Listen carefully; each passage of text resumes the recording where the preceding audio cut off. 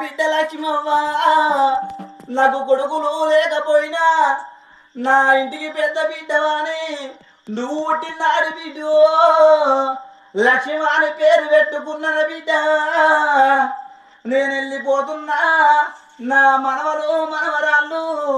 కాకంత బలము లోపల నేను కడగలిసిపోతున్నా బిడ్డలా నువ్వు ఏతో వస్తవాని నానా